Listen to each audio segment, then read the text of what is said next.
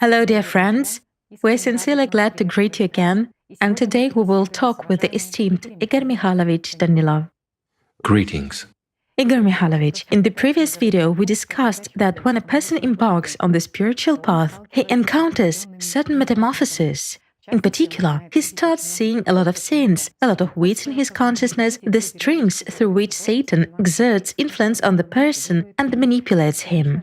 Of course, a person has to take a lot of effort and labor in order to make his glade really clean and eradicate all these stereotypical patterns, all these weeds.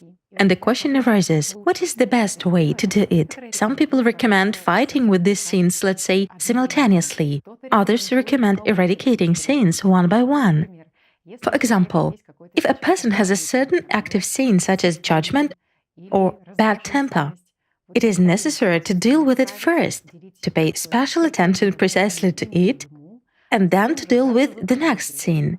Where there are recommendations that it is necessary to identify the root pattern. As a rule, it is the root pattern from childhood. A person should find it and then he overcomes it. Then other sins will become weaker. In particular, Theophan the Recluse said the following: "It is important to understand which passions in the soul are the commanders of the other passions. And when we defeat the commanders, then the other passions become weaker." And of course, a question arises: does such a root pattern from childhood even exist? How can we find it if it exists?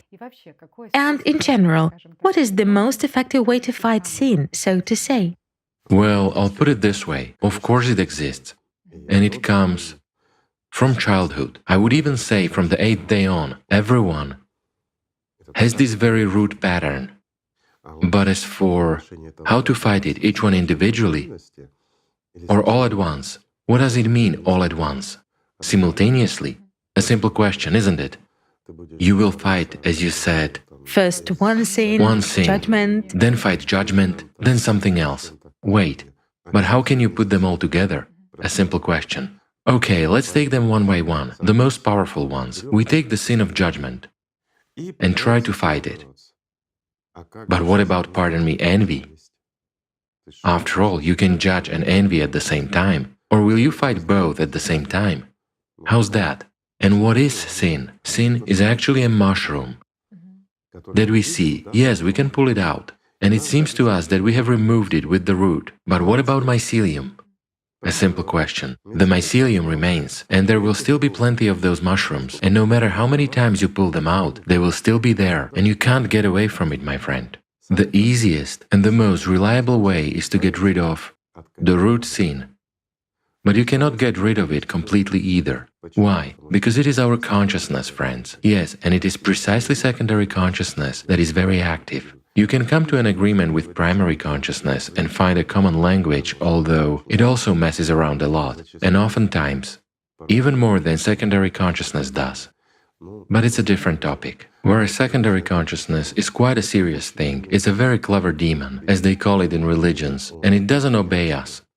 We can treat it like a wild animal, we can make it perfectly trained, but it's impossible to come to an agreement with it, and it will behave exactly like a bear.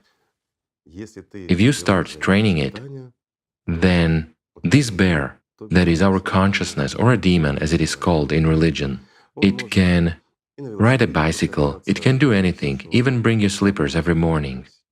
But as soon as you look away, it can devour you. Why? Because it's a wild animal. And it has its own program. While we as personality have a completely different program, and the question here is, who will win? And how do we eradicate the demon?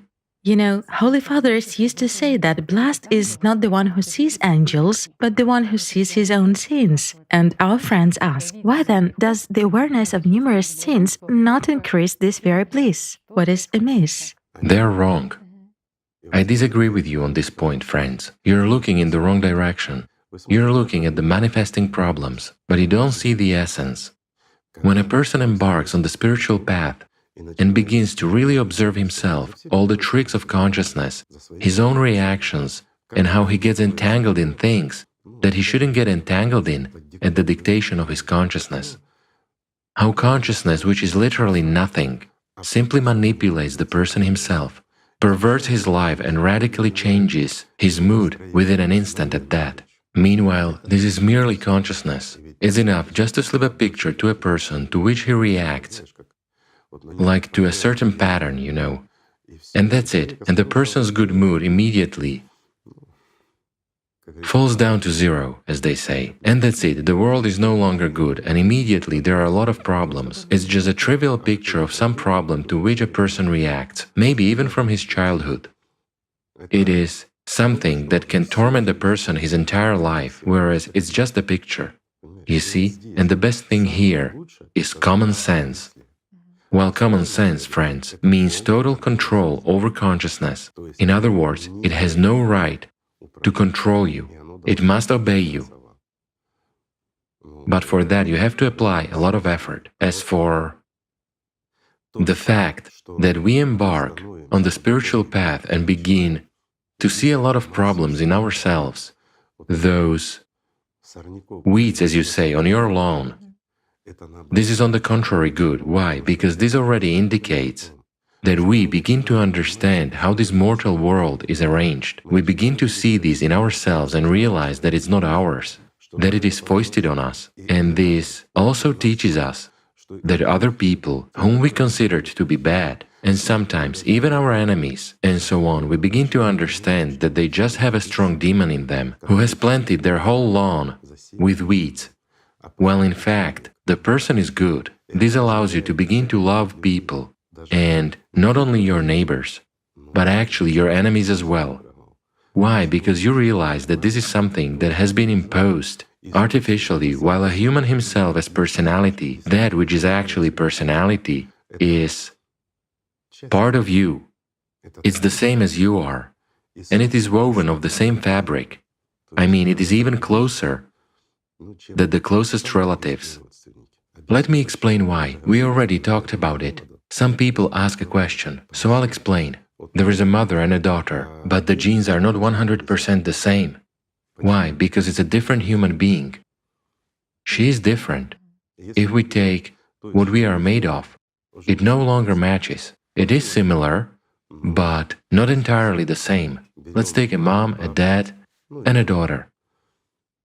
Still, she has her own individuality, right? Yes, exactly. You see, we differ here in the material world, even though we are the closest relatives possible. However, in the spiritual aspect, we are all identical. We are 100% composed of the same substance. A fraction of the spiritual world, that which we call the soul, of that power which was sent down here, that which contributes to the creation of us as personalities in this material world. It's a 100% exact similarity with the preservation of individuality. You see how simple everything is? So when you see and understand that it's a part of you that is suffering, then, on the contrary, you want to help, even though you hated that person before. Is it really bad to see the weeds in oneself? So, friends, it is necessary to look at problems from the right perspective, especially since it's not a problem, it's a natural process of development. You understand that this demon won't do you any good. Yes. Let's say we cannot live without him in this three-dimensional world, and thanks to him, we even communicate verbally and visually as well. We see, hear, perceive each other, and so on. But the problem is that when he lives instead of us, it is he who sees and hears, and he doesn't let you as a human being understand what another person is talking about. He doesn't let you understand even simple elementary things, that God exists, and that the path to God is only through love. And these are the words of God Himself, which He conveyed through His prophets, while everything else has nothing to do with God. All our activity here is our choice. It is our freedom. Even, pardon me, our ritual clothes, ritual practices, whatever we do. Let's say, if it isn't love for God, then it all has nothing to do with God. and he's not present there. There is a very revealing story in the Bible, in the Gospel of Matthew, when an impure spirit came out of a person. It went through arid places, and then it found the house unoccupied, swept clean and put in order, and it went and took with it 7 other spirits more wicked than itself. Well, it's nice to live in a clean house, and it is possible to come there with friends. Yes, exactly. If your house is dirty and ugly, it's a shame to bring friends there. But when you know that your house is clean and tidy, of course you'll bring friends to show off. But I have another question. Where was the demon? The owner of that house, right? Since an impure spirit came with his friends, it means that the demon is also weak, not just personality, since he can be manipulated by third forces. Wow. Well, that's a separate topic, although it's also interesting. Unfortunately, often we face this without understanding simple things and get into serious trouble, and sometimes even end up very bad, but only because of weakness, including the weakness of the demon. You see, on the one hand, it is necessary to keep it on a diet, but on the other hand, it is necessary to take care of it like an animal, for a weak animal will neither plow your field nor protect your garden. Therefore, there should be common sense everywhere. That's first and foremost. While in order to really learn to understand, there are many different ways, techniques, practices, and so on. And even in religions, there are many of them. After all, how many people have come to God through religions? A lot. Even though it's a tool that wasn't even created for that. When knowledge was altered, it was actually altered by those who did not want people to go to God, but it was interesting for consciousness. That strengthened the position of consciousness, calmed people down. But on the other hand, there was a lot of good too. Thanks to those very religions, some norms and morals were introduced. Some human qualities and relationships between people developed. There were also a lot of good things. We cannot say that religions are bad. Religions are something natural. They are like any corporation, like any organization or any business structure. It is natural, my friends, because religions, all our religions, are you and us. We create them, we support them, we develop them. Thanks to us, they exist. And before you accuse someone of doing something in the past, yes, they did it. They altered the teaching of Jesus Christ and made a business corporation out of it. They altered the teaching of the Prophet Muhammad himself and turned it into a tool of manipulation and power over people, as well as profit, of course. However, my friends, we support this. So who is to blame? The demon is to blame, who has such power that he is able to manipulate you, to make you feel something, but not what you need. I mean, he gives you emotion, he gives you fanaticism, he gives you mindsets. That's what your ancestors did. Your ancestors did it, but what do you have to do with that? If you feel God and understand that the Prophet himself said that the way to God is through love, after all, you can become a Muslim, can follow all customs and traditions, but might never learn to love God, then the way to Allah is closed to you, because the way to Him is only through love, including love for your neighbor. You see how simple everything is? Shaitan is strong, but people are not weak either. There is a great power in each of us, the power that can pull a person out of the clutches of Satan himself and give him life eternal. One just has to develop that properly. There are many tools for that. A lot can be said about this, about yoga, and things like that. After all, originally, yoga was of a different, completely different quality. But then people started doing physical exercises, tying their bodies into knots, and everything went into the body, into the mind. Control of consciousness, stopping thoughts. Well, you cannot stop a thought. That's a fact, but you can at least stop listening to it and concentrate on something. Just imagine all his life a person ties himself in a knot and invests his vril in tightening this knot. What for? For better rolling down the mountain straight to hell? Well, isn't it so? Turns out that it is so hugging himself. After all, it's easier for a ball to roll this way. It's a joke. But in yoga, there's another side too. And such respected people as the Roriks wrote a lot about it, didn't they? In fact, they also described another yoga, the one that takes place outside the body. Well, that's interesting too. But again, there are a lot of Transformations and substitutions occurred. absolutely right, aimed at achieving magic and something else. But again, if we look at those very ancient practices, there is actually a certain element of magic in them. I wouldn't call that magic, but it's enough to change it a little bit and it turns into magic. Yet the tools are ancient. For example, if we take, let's call it autogenic training, because in fact, it is what has transformed into a banal autogenic training. Yet originally it was something completely different. Let's just say this practice was last introduced to the world thanks to Gautama, the man who is now called Buddha. Because, as it turns out, it was he who received it from Belovodje when he visited it. And thanks to this practice, he was eventually able to even enter Belovodje itself. At first, during one of his visits, when he was trying to get there, whereas several times he wasn't accepted there, let's put it mildly, certain practices were suggested to him and his mistakes were pointed out. There were such people. In the past, they were called mezhanins. As of today, one might say these are lamas of high rank. And when meeting with them, Gautama actually endeared them to himself, and they gave him an opportunity to prepare a little bit better, let's say, to become purer and to enter there. That's a separate topic. It has nothing to do with our conversation at all. Are these practices in the world now? Yes, thank you. Regarding practices, yes, nowadays they are available, and now we know them as autogenic training. Now we know them as Raja Yoga and many others.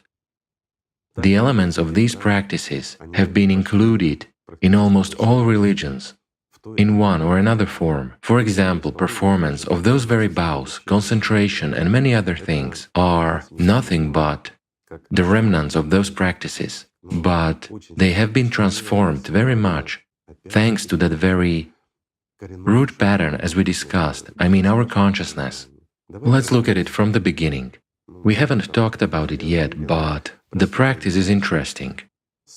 The essence of it is for a person to at least learn, to look at his capabilities more broadly, to understand what consciousness is, to understand what perception is, and to learn to work with his consciousness.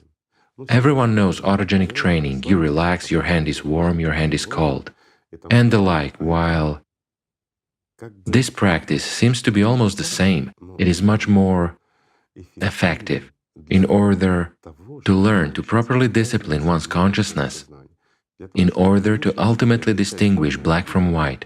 However, my friends, this practice has its drawbacks. Before I describe it to you, I want to warn you, do not do what your consciousness tells you to do, because consciousness will begin to tell you that you should try it this way, you should try it another way, and what if you add something or take something away? Remember one thing, friends, it's like a Swiss watch. Ancient practices are certain developed mechanisms. If you remove or add something, you will compromise the accuracy. So, if you want to get results using similar practices on your spiritual path, first, do not be tempted by magic. And second, do not be tempted by what consciousness tells you, to try to modify it somehow and change something. You can't do that, and you will succeed in something, you will go astray somewhere, although something may work out. But the first step, let's say, taken as instructed by Satan, drives a person down to hell. Remember that once and forever. Now about the practice. It is very easy to perform it. It is usually done before going to bed. Once a day, more often is not necessary. You will not achieve anything. It is easy, simple, and it is mastered in a certain number of stages. in order to get a serious result. Therefore, we will just go through the stages, and one day when people master the first stage and will need the second one, we will tell them about the second stage. I'm saying it again, this is work with one's consciousness, but it's already work by personality. And the good thing about autogenic training is that it allows a person to learn to properly invest the power of his attention, to properly learn to use his will, to properly control his consciousness, and to get the necessary result when he wants it. This is very good. So, it is performed very simply. You sit down, either on a bed in the half-lotus position, if it is convenient for you, or just with your feet hanging off the bed. But you should be sitting so as to be at ease and stable. At the same time, your posture has to be correct, but you shouldn't strain to keep your balance. It's better to put your hands down even if you're sitting with your feet hanging off the bed, and it's better to have your palms up open. Basically, that's a small detail that will come in handy later. At the initial stages, you can omit it, but it is actually better to start correctly, to get used to it, to adapt. Moreover, if we sit down, for example, in the half-lotus position, our hands should be on our knees, and our palms should be up open. Whereas if we sit with our feet hanging down, we put our hands on our hips, that is, in the utmost comfortable and relaxed position, while maintaining balance. The first thing we do, everything is very simple. Even people who have no experience and haven't done any preliminary practices easily learn it because these are initial steps. When you sit down, it's important to feel your fingers, your palms, and your hands. At the same time, your eyes should be closed, your breath is relaxed, and it's better to breathe with your stomach, not with your chest, but exactly your lower breath. Freely, do not focus on breathing. And you should also feel your legs and your back. After that, when, like in autogenic training, you have felt everything, try at least, here it doesn't matter which hand to start with, because in general you should start with the dominant hand. If a person is left-handed, he starts with his left hand, while a right-hander starts with his right one. Yet there are people for whom they're called ambidextrous. Hands are equally developed. Yes, their hands are equally developed. So it doesn't play a big role. We begin in a simple way, generate warmth and movement, and when we generate warmth in our hand, we should feel it physically, not fantasize it. That's the most important point. The very key point is that we work with sensory perception. We do not work with imagination and a picture in our head. That's what is important. At this moment, we drive our consciousness into a serious dead end. I mean, we focus on our sensation and generate warmth in our hand. If we start feeling warmth, we begin to generate it in the other hand. Let's say you calm it down in one hand and switch to the other one. You have felt warmth, then you should feel your whole body, how you are sitting, and then repeat everything again, warmth in one hand, warmth in the other hand. This is sort of the main point, but it's not all. Afterwards, you simply lie down to rest.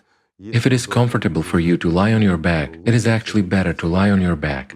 By and large, looking a little bit ahead, I'll tell you, in whatever position you lie, the practice eventually goes perfectly well in any position of your body. But for starters, it is better to follow the rules of autogenic training. And even if, let's just say for those who will have difficulties with this practice, I'll digress a little bit. Master elementary autogenic training, and then go back to this practice if something doesn't work out. So, the next stage. We are lying on our back, we have relaxed. Again, we breathe through our stomach in a relaxed and easy way. What do we do next? As soon as we relax and calm down a little bit, we try to feel our hand, the dominant one again, and to generate warmth in it. Then we remove this warmth, generate warmth in the other hand, and then remove this warmth. After feeling this warmth and calming down, with even breath, in an absolutely relaxed state, we feel ourselves sitting. I mean, just like we've been sitting before we lay down, but we do not get up at that. I'm saying once again, you shouldn't imagine, you shouldn't draw pictures, but should really feel yourself sitting. And repeat the sequence if you have managed to feel how you are sitting, accurately, just like you've been sitting in reality. You again follow the elementary sequence. You generate warmth in your dominant hand, then you calm the warmth down, then you generate warmth in the other hand, and then calm it down. After that, you should feel yourself lying again. I mean, you should feel your entire body. And that's it. Now you can calmly fall asleep. It is desirable to fall asleep with the lotus, with God's love, and so on. This is the first stage, the first step. And I'll repeat once again, friends, consciousness may start telling you, I am now lying, but I feel myself standing, or something else. Guys, don't play around.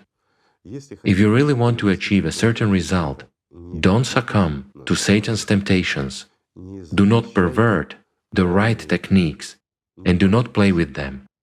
I also want to say the following. This practice is very good for people involved in intellectual work, be it a scientist, an accountant, or someone who, due to certain life circumstances, is forced to think a lot and exploit his consciousness. For such people, this practice is just wonderful. Why? Because in fact, I'll say it again, it has a continuation, a certain number of stages, let's put it so. As a result, a person learns to manipulate his consciousness in the literal sense of the word. However, this doesn't mean that consciousness will weaken, and this doesn't mean that thanks to this practice, your entire front garden will become clean. It's enough for you to get distracted and a mass of weeds will grow. Therefore, there is no guarantee that you master some kind of practice and that's it, you become a saint. Friends of mine, I'll reveal a big secret for you to understand and not to indulge in false hopes. Let's recall Jesus Christ and his 40-day journey. He is the Son of God. He is Jesus Christ. For others, he's a prophet. It doesn't matter. He is the messenger of God himself. And for 40 days, Satan was torturing him. Therefore, do not succumb to your egoism and your chosenness. You're not a prophet, and you have to accept this. But you can become a part of the spiritual world, and you should strive for that. So, do not engage in simony and do not exalt yourself. Remember that for 40 days, Satan tormented Jesus Christ himself in order to subdue him. And Jesus had a choice to give up or to withstand. It is clear that he is the Son of God, and he was very well aware of what Satan is and who God is. And he was aware that, well, he didn't even have a thought and couldn't have it, and even a desire couldn't arise in him. But nevertheless, while being here, he used consciousness. And since he had consciousness, it strove to dominate him. So in order to overcome it, so that it didn't strive to dominate him so much, he actually took serious and extreme measures and brought his body to exhaustion and his consciousness to despair. Only then did it give up. However, as we already mentioned, this practice is very dangerous, and a lot of people who tried to repeat it, meanwhile at one time, especially in ancient Egypt, it was very trendy. So most of those who tried it didn't return from the desert, while those who returned were not always mentally healthy. Therefore, friends, do not seek to solve something quickly and immediately. Yet, I can tell you from practical experience that there are enough people who embark on the spiritual path and master it very easily and quickly. Why? Because they realize that there is God, and they feel respect for Him first, and then love. And Satan doesn't exist for them. It's impossible to hold such people. Then even Satan has no power over them. However, many of us, we are dependent. We depend on those circumstances in which we are, family, everyday life, and a lot of other things. Even at work, something depends on us. We cannot let people down, so we won't be able to immerse ourselves in spirituality completely. Hence, whether we want it or not, we have to find a compromise with our consciousness, because thanks to it, we can actually communicate with our near, dear, beloved people, and the like. Some people have a question. I will answer it right away. We answered it many times. But still, if during his lifetime a person has achieved what is called the angelic rank, or has become enlightened, has started seeing clearly, to put it simply, he has gained life, will consciousness rule over him? I'll tell you the following. Consciousness will seek dominance anyway, and will hinder him nearly all the time. Just like any other person, even despite the fact that he has gained life. And there is one more phenomenon. Having gained life here, a person doesn't know about that. That's how God has arranged it. Yes, a person may notice that something has changed around him, that some transformations have occurred, that he no longer reacts in the same way to what he reacted before. He understands things more deeply, he begins to distinguish a little bit and find white even in what is black. He begins to see the essence, but this may be attributed to experience and wisdom. And there is sort of no emptiness inside. This is the maximum a person can notice. But the same thing happens to people who are also on the spiritual path and haven't gained life yet, who still have to work on themselves quite a lot. The Lord has hidden this from a human so that he wouldn't stop. Why? Because after embarking on the spiritual path, a person begins his development, true, mature development, formation as a human, as personality, then as an angel, and then even further. In other words, eternity is given to a human for him to achieve perfection. I'll reveal another secret. Perfection is inconceivable. So, my friends, we have all eternity to comprehend true love. So let's begin with what is simple. Let's just love each other. Thank you. We are very grateful to you. Thank you, Igor Mikhailovich. Thank you, friends. Peace be with you.